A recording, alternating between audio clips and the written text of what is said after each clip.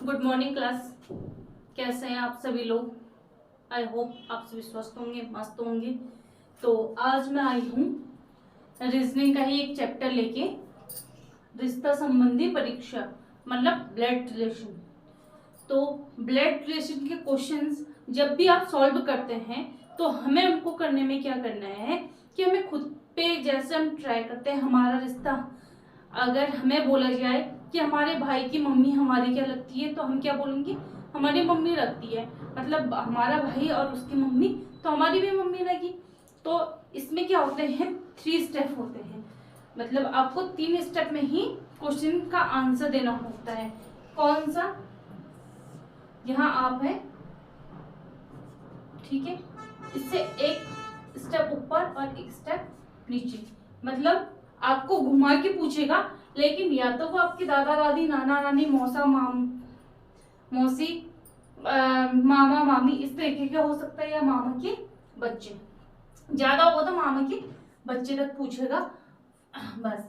और अगर हम, सॉरी वो आएगा नीचे, क्योंकि अच्छा ऊपर है, ठीक है। और अगर नीचे पूछता है तो इसमें पूछेगा भाई के बच्चे, चाचा के बच्चे, इस तरीके से, मतलब बच्चों की बात हो रही है।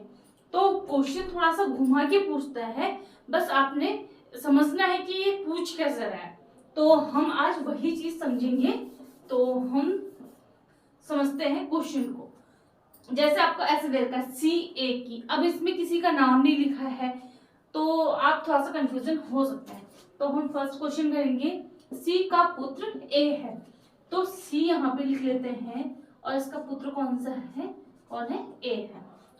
ठीक है, हमें जितना हम पढ़ते जाएंगे उतना सॉल्व करते जाना है। तथा C और Q एक दूसरे की बहनें हैं। C यहाँ पे है और Q यहाँ पे है। ये भी फीमेल हमारी और ये भी हमारी फीमेल है, मतलब ये दोनों बहनें हैं। तो दोनों क्या होंगी?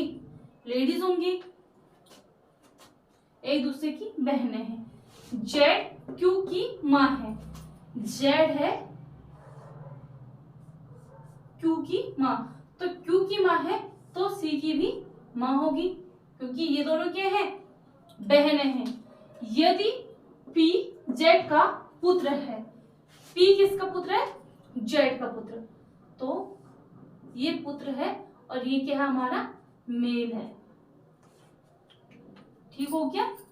पुत्र है तो P और A का क्या संबंध है? हमें संबंध किसका बताना है? P और A का। ये C का क्या था? C का पुत्र था, तो ये इसका क्या होगा? मामा होगा, और ये इसका क्या होगा? भांजा होगा। तो P और A का संबंध क्या होगा? मामा और भांजे का, मामा और भांजे का। समझ में आ गया? देखिए कितना इजी क्वेश्चन है। हमें थोड़ा थोड़ा पढ़ना है, जहां पे फुल स्टॉप आ गया उस वहां पे रुक जाइए और उसको छोटे छोटे टुकड़ों में करने की कोशिश कीजिए, बड़ी जल्दी सॉल्व होता है। तो हमने इसको बहुत जल्दी सॉल्व किया। अगला क्वेश्चन है हमारा, सेकंड क्वेश्चन समझते हैं। एक महिला का परिचय देते हुए एक पुरुष बोला, एक फीमेल है, यहाँ पे एक औरत है,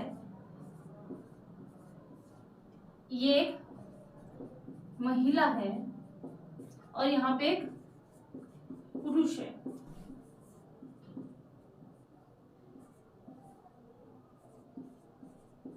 ये पुरुष है। पुरुष ने महिला की ओर इशारा किया और कुछ बोला उसके रिश्ते के बारे में। क्या बोला? उसकी माँ, इसकी माँ, इसकी जो माँ है, मेरी सास की, इसकी सास की इकलौती पुत्री है, सास की बेटी है ये। और कौन सी है? एकलौती पुत्री है, तो मतलब कि सास की एक ही बेटी होगी जो इसकी माँ है। तो बताइए उस पुरुष का महिला से क्या संबंध है। अब क्या संबंध हो सकता है, इस आदमी ने बोला है इस औरत के लिए कि जो इसकी माँ है वो मेरी सास की, इसकी सास जो की बेटी जो होगी वो इसकी क्या होगी, बीवी होगी। ठीक हो गया। और इसकी क्या है, माँ है, तो ये इसकी क्या होगी, बेटी होगी। तो अब देखिए कि पूछा क्या है, अगर तो पूछा है कि पुरुष की क्या होगी तो बेटी होगी, अगर पूछा है कि महिला का क्या होगा तो चेंज हो जाएगा।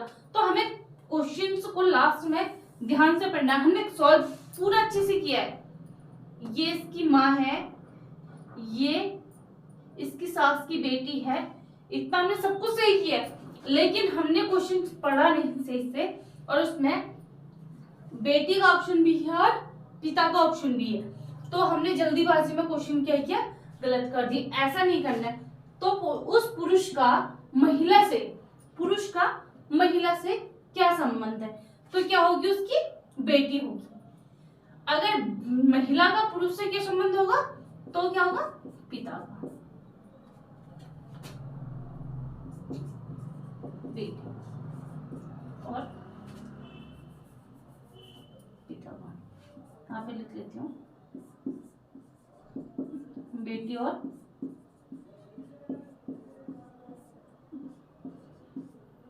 पिता का। तो क्या संबंध होगा उन दोनों के बीच में, बेटी और पिता का। अब अगला क्वेश्चन, ये क्वेश्चंस आपको थोड़ा सा लेंथी लगेगा, लेकिन हमको क्या करना है, इसी तरीके से इसका कॉन्सेप्ट बनाना है। तो हम कैसे इसका कॉन्सेप्ट बनाएंगे, पहले हम इतना पढ़ेंगे, के और एल दो भाई हैं। तो मैंने लिखा यहाँ पे, बीच में लिखेंगे क्योंकि उससे ऊपर भी रिश्ते जा सकते हैं, उससे नीचे भी रिश्ते आ सकते हैं। तो के और एल ये दोनों क्या है, भाई हैं। ये भी मेल है और ये भी मेल है। ठीक है, यहाँ पे लिख सकते हो आप भाई, समझने के लिए। इतना सॉल्व हो गया। ओ और पी एक विवाहित युग्म है। यहाँ पे ना ओ अर्थ है ना पी अर्थ है, तो ओ और पी को हम थोड़ा देर के लिए साइड कर देते हैं। हमें पता है कि ये क्या है, हस्बैंड वाइफ है। विवाहित युग्म मतलब हस्बैंड वाइफ है। तो इसको थोड़ा देर अलग कर दिया, जब इनकी बात दोबारा होगी तो हम वहां पे इनको पुट करेंगे। एन के की पुत्री है। अब इसको ले ले, जो एन है वो किसकी पुत्री है, के की पुत्री। हाँ, एन जो है के की पुत्री है। के की पुत्री कौन है, एन। तो इसको हमने नीचे लिख लिया और इसमें लिख लेते हैं हम बेटी। मतलब ये क्या होगी, हमारी फीमेल होगी। ठीक हो गया। एल क्यू का पति है। एल यहाँ पे है, ये मेल है और क्यू इसकी बीवी है, और ये भी क्या हमारी फीमेल है। और पी का पिता यदि, और पी का पिता यदि एम और के, और पी का पिता यदि, अच्छा इसी में है कि एल और क्यू क्या है, एल क्यू की क्या है, पत्नी है। ठीक है, और पी का क्या है, पिता है। मतलब यहाँ पे पी आ गया और यहीं पे हमने ओ भी लिखा था, तो यहाँ पे ओ भी लिख दो, इन दोनों को यहाँ लिख दो। ये इसका पिता है एल, तो पी की होगी क्यू। एम और के माँ बेटी हैं। एम कहीं का अर्थ है, एम और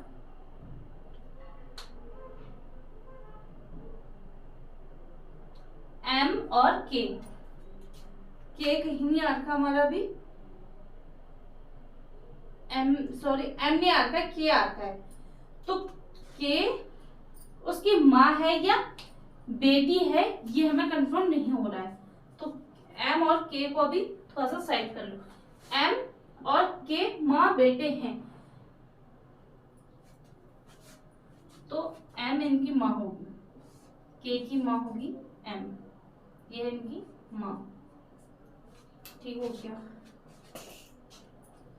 तथा ओ एल का दामाद है। ओ कहाँ है, ओ हाँ ठीक, एल का दामाद है।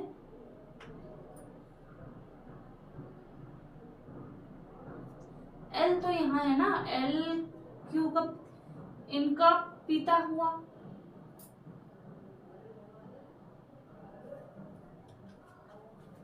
और एल, तो पी और एम में क्या संबंध है, पी और एम में देखो, ये ओ एल आप सॉल्व नहीं भी करोगे, ओ एल का दामाद है तो ये यही आएगा, ओ भी यही आएगा। ठीक है, ओ नीचे आएगा क्योंकि उनसे छोटा रिश्ता है। तो हमसे लास्ट में पूछा क्या है, पी और एम का। तो ये माँ है, ये माँ है, तो ये इसकी भी माँ है और इसकी भी माँ है, और इसकी क्या है, सास होगी, क्यू की सास होगी, और के और एल की माँ होगी। के और एल की माँ है तो एल का पुत्र कौन है, पी है। तो इन दोनों के बीच में क्या बन गया, दादी और पोते का रिलेशन। तो एम जो है दादी होगी, एम होगी दादी, और पी होगा पोता। तो इनमें रिलेशन क्या है, दादी और पोते का रिलेशन है। बीच में अगर हमारा कुछ मिस भी कर रहे हैं, हम कुछ छोड़ रहे हैं, हमें वहां पे समझ में नहीं आ रहा है और उसके बगैर भी हमारा आंसर निकल रहा है, तो आप कर सकते हैं ऐसा। लेकिन आपको क्या करना है, ये सॉल्व होना चाहिए जो हमसे लास्ट में पूछा गया, जिन दोनों का रिलेशन, उन दोनों का रिलेशन निकल के आना चाहिए। तो अब मैं इस चैप्टर में केवल आपको 3 ही क्वेश्चन करा रही हूँ, क्योंकि इसमें इसी तरीके के क्वेश्चन बार बार रिपीट हो रहे हैं, उनमें सब में रिलेशन ही बताना है, इसलिए मैं 3 ही क्वेश्चन बता रही हूँ आपको, बाकी आप अभ्यास कीजिएगा। तो आज की क्लास इतनी ही करते हैं, तो तब तक के लिए सब्सक्राइब कीजिए और ज़्यादा से ज़्यादा लोगों तक शेयर कीजिए। फिर मिलते हैं नई वीडियो के साथ जो आपके लिए बहुत ज़्यादा हेल्पफुल होंगे। तब तक के लिए बाय।